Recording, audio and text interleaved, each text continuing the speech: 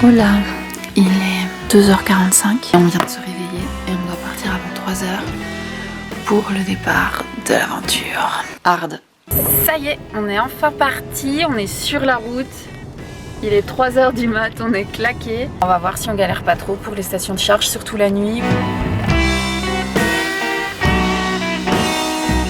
Première petite douane, on arrive en Suisse. Évidemment, il n'y a aucun douanier à l'heure là. On longe le lac Léman depuis tout à l'heure et je sais pas si on voit, mais au bout, on voit les lumières de la ville de Montreux.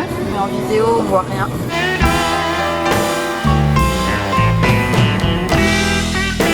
Alors là, on s'est arrêté à notre première borne de recharge. C'est dans un centre thermal à Saillon en Suisse. Il est 5h du mat.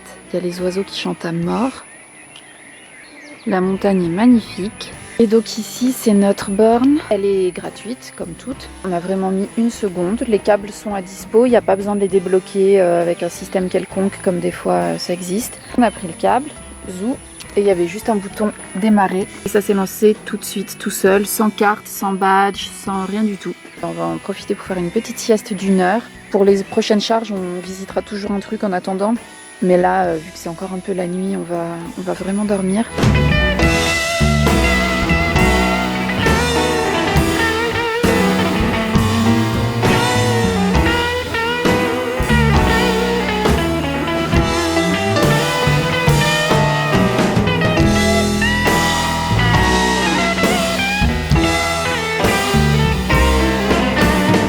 Deuxième station, deuxième borne de recharge. On est toujours en Suisse. On va aller se chercher un petit café ou prendre un petit déj.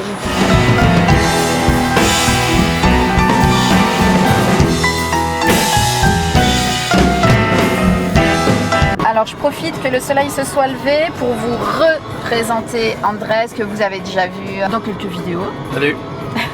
Concentré sur la route, c'est pour mieux. Et sa fille Diana, qui a 16 ans et qui part avec nous pour l'aventure. Et le chien dans le coffre, on représentera tout à l'heure. Bon, là on a le premier petit coup de stress, enfin surtout Andrés, parce qu'on monte dans la montagne, mais vraiment de la montagne abusément haute. Et du coup ça s'use toute la batterie de la voiture. Mais franchement, je pense qu'on est large. On est à 25 km d'une borne et il nous reste apparemment 36 km. Mais c'est vrai que la batterie descend plus vite que ce qui est écrit, vu que ça monte beaucoup. Et Andrés est un peu tendu du string parce qu'il pense qu'on va pas y arriver, qu'on va tomber en panne dès le premier jour. Mais on va y arriver, Andrés. Ça va, j'espère. Ben oui. Au pire, le voyage s'arrête ici. Hein. Premier jour. Chercher un restaurant. Ouais, oui, c'est vrai. Il y a des prises partout. Les gens sont très... Ils font pas confiance, je sais pas combien ça coûte. Ils croient que la plupart des gens qui croyaient, quand je leur parlais d'une voiture électrique, ils croyaient que c'était super cher l'électricité. Donc du coup, si on demande à quelqu'un, ça va les faire peur. Ouais, c'est vrai. On s'était branché un coup à un concert. Ils pensaient que ça allait consommer je sais pas quoi, qu'ils allaient recevoir une facture énorme, alors qu'en fait ça consomme rien, moins qu'un radiateur électrique. Il y a une cascade ? Dans le tunnel. Ah oui, d'accord. Ah non. Bon, ça va descendre alors. Ouais, Andrés respire enfin. On est au sommet, donc forcément, en toute logique, ça devrait redescendre. Donc ça va recharger la batterie à mort. T'es soulagé ? Un peu. Un peu. Trop. La batterie est effectivement déjà vachement remontée. C'est en train de charger tout ça. Ouais. Elle dit déjà 70 km d'autonomie, alors que tout à l'heure elle disait 30. C'est vrai que les kilomètres qui sont indiqués là, c'est vraiment une estimation. Par exemple, ce matin, elle nous a dit qu'il y avait 149 km d'autonomie quand on est parti. Et en fin de compte, on avait roulé déjà presque 1 heure et elle disait qu'il restait encore plus de 100 km. Donc au final, ça faisait 200 km d'autonomie. On vient de repasser une douane et ils nous ont arrêtés. En plus, on était en train d'apprendre les bases d'italien. Ils nous ont demandé les papiers, ils ont quand même fouillé la voiture, enfin regardé tout ce qu'il y avait. Les douaniers, ils ont un peu halluciné parce qu'ils ont demandé nos passeports et on a sorti un passeport suisse à Diana, un passeport colombien à Andrés, un passeport français à moi. Et en plus, il y avait le passeport du chien. 3 personnes et 3 nationalités différentes, ils n'ont pas trop compris. Et le pire, c'est qu'il y avait un douanier qui connaissait Black Witch Cherry, le genre de groupe que personne connaît. Le mec, ça devait être un métalleux dans l'âme. Et surtout, j'étais en train de filmer. Ils nous ont demandé d'arrêter de filmer et même de supprimer la vidéo. Bon, honnêtement, on pourrait continuer jusqu'à l'étape qu'on avait prévue parce que là, on a rechargé jusqu'à 85 km. Donc franchement, on pourrait largement. Mais vu le coup de stress qu'on a eu tout à l'heure, donc que tu as eu. Ouais. Donc je préfère la charger un peu. Et puis en plus, c'est tellement beau ici qu'on a trop hâte de descendre un peu de la voiture et de visiter un peu, de voir la montagne. C'est ouais. La petite Zoé qui charge au milieu des montagnes. Ouais, franchement, Andrés, il est un peu parano, mais honnêtement, c'est rare de monter des montagnes pareilles. Là, c'est vraiment parce qu'on passe la chaîne du Mont Blanc, juste les plus hautes montagnes d'Europe, hein, rien d'autre. Mais c'est vrai que c'est ça qui est confortable, du coup, c'est qu'il y ait des bornes de recharge vraiment partout. Donc, même si, voilà, Andrés a voulu rajouter une borne par rapport à ce qu'on avait prévu, c'est sur la route et voilà, on en a trouvé facilement. C'était à 20 km du moment où il a paniqué, donc ça va. Pourquoi t'as besoin de la fermer comme ça? Il n'y a personne. Et je suis là.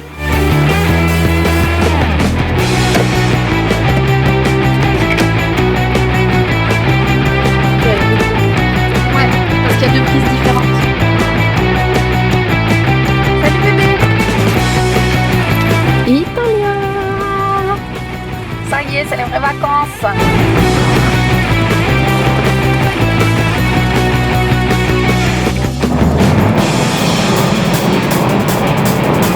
Là, on est arrivé dans une borne un peu spéciale parce que c'est ni une station, ni un lieu réellement public. C'est une villa qui est magnifique.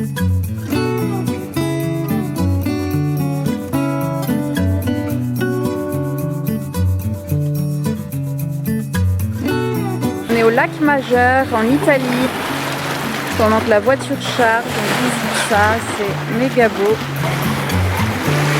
Tu vas aller te baigner, Dim? Oui. Tu vas te baigner? Bien.